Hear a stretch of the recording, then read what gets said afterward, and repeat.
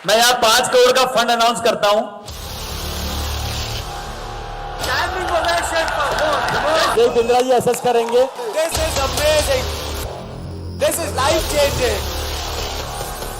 This is life changing. Lalit ji बोल रहे हैं कि मैं 5 करोड़ रुपया आप में से किसी पे भी इन्वेस्ट करने को डिवाइड करके अलग अलग लोगों में तैयार हूं।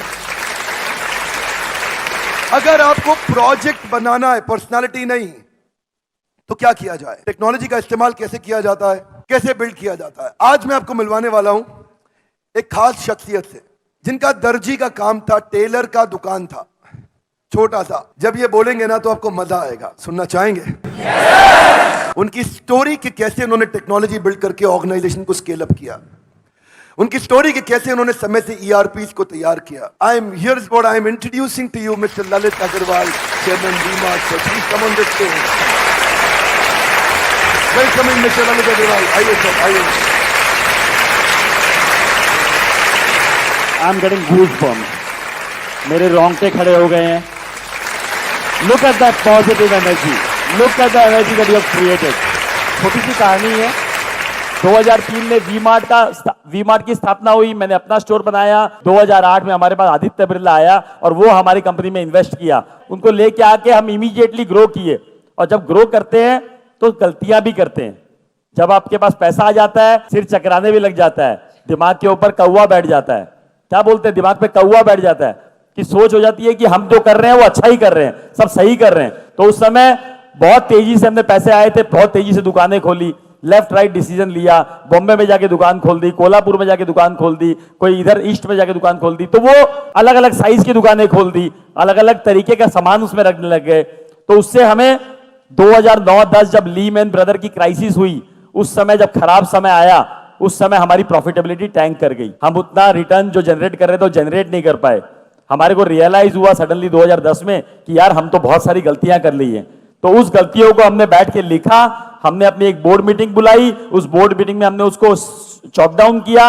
हमने 1 साल में 10 दुकानें बंद कर दी, 10 दुकानें बंद करी कि भैया कैसे भी हमें राइट डिसीजन पे आना है, राइट मॉडल पे आना है। और 10 दुकानें बंद करके हम लर्न किए कि हम क्या क्या नहीं करेंगे, क्या क्या करेंगे वो हमने सीख लिया। अब क्या क्या नहीं करेंगे उसके भी स्टेप्स बनाए कि हम ये नहीं करेंगे। जितनी हमारी पहुंच है वहीं तक दुकान खोलेंगे, जितनी बड़ी दुकान चला सकते हैं उतनी ही बड़ी खोजेंगे, जितना पैसा लगा सकते हैं उतना ही लेंगे, उससे ज्यादा उधार पे लेंगे ही नहीं। हमने ये थॉट बनाया कि हम छोटे शहरों में जाएंगे, तो कैसे इसको कन्वर्ट किया जाए, कैसे छोटी शहर में दुकान खोला जाए, वहां के लॉ एंड ऑर्डर सिचुएशन को कैसे डील किया जाए, वहां तक माल कैसे पहुंचाया जाए, वहां मैनेजमेंट कैसे हैंडल किया जाए। ये सोच में आया कि मैनेज कैसे करेंगे, कर तो लेंगे इतनी दूर के शहर में, कौन चलाएगा उस दुकान को, कौन बनाएगा वहां पर, कैसे प्रॉपर्टी मिलेगी, कैसे हिसाब रखा जाएगा, कैसे इन्वेंट्री मेंटेन होगी, कैसे पता लगेगा ग्राहक को क्या चाहिए, कैसे पता लगेगा क्या माल वहां पड़ा हुआ है, कितना चोरी हो गया, कितना बिक गया, कितना पड़ा है, कितना बेचना है।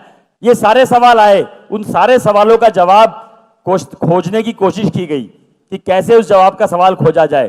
तभी एक दिमाग में आया कि नया नया ईआरपी वर्ड आया था, नया नया टेक्नोलॉजी का वर्ड आया था। और उसी समय हमने एक ईआरपी वेंडर से बात करी, उसको समझा। वो छोटा सा एक सॉफ्टवेयर बनाता था, उसी को समझ के उसी को हमने इंप्लीमेंट करने की कोशिश करी और उसको हमने उसी समय इंप्लीमेंट कर दिया। जब इंप्लीमेंट कर दिया तो हमारे पास वो थॉट प्रोसेस आ गई कि यार टेक्नोलॉजी से हम कम से कम देख तो सकते हैं कि कौन सा माल कहां बिका, कौन सा माल की कहां जरूरत है, कौन सा माल कितना स्टॉक में पड़ा हुआ है। उससे बहुत कुछ, शायद ईआरपी से और भी बहुत कुछ जो फायदा हुआ कि कितने वेंडर ने क्या माल दिया, उसका कितना पेमेंट हुआ, उसका माल कितना बिका, कितना हिसाब पूरा बराबर मिल गया। तो सबसे पहली शुरुआत वहां से ईआरपी से हुई और हमने छोटे शहर में पेनिट्रेट किया और छोटे शहर ने हमें इतना रिवॉर्ड किया क्योंकि इतनी बड़ी जनता है जो कि आप हर कोई चाहता है कि अच्छा दिखे, अच्छा पहने, अच्छे से रहें और अच्छे अपने बच्चे को और परिवार को देखें। तो हर कोई चाहता है, लेकिन उसको अपने पॉकेट साइज में अगर मिल जाएगा तो वो लेना चाहेगा। ऐसा कोई रॉकेट साइंस नहीं है कि हमें रॉकेट बनाना है, हमें एक सिंपल काम करना है। अगर हम ध्यान से फोकसफुल करें तो काम हो जाएगा। क्वालिटी जो है पैसे डालने से नहीं बनती है, क्वालिटी खाली केयर, मेहनत और राइट नॉलेज से बन सकती है। Standing ovation, very large round of applause for Mr. Lalit Agarwal. Thank you, sir. एक दो क्वेश्चंस ले सकता हूं सर के साथ, इफ ही अलाउज, उनको कहीं जाना था, बट जस्ट हाँ जी सर।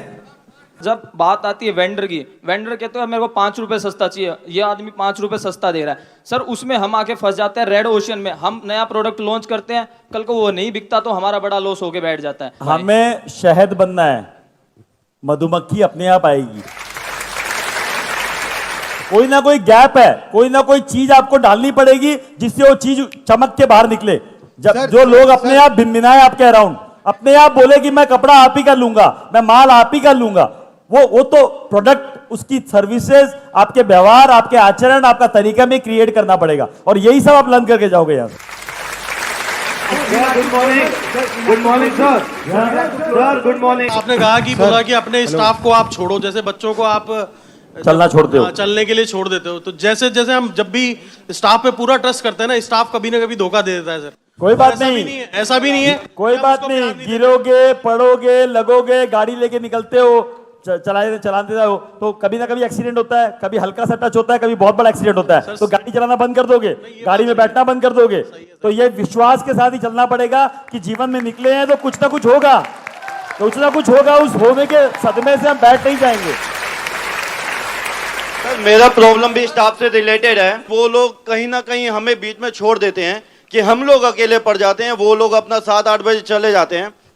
मेरा मैन्युफैक्चरिंग बिजनेस है तो हमें लोडिंग भी करवानी पड़ती है और हमें सब करना पड़ेगा। 10 बजे तक शुरुआत में सारे काम करने पड़ेंगे। 100 बार टेम्पो में बैठ के डिलीवरी देके आया हूं, 100 बार। मैं यहाँ 5 करोड़ का फंड अनाउंस करता हूं। This is amazing. This is life changing. This is life changing.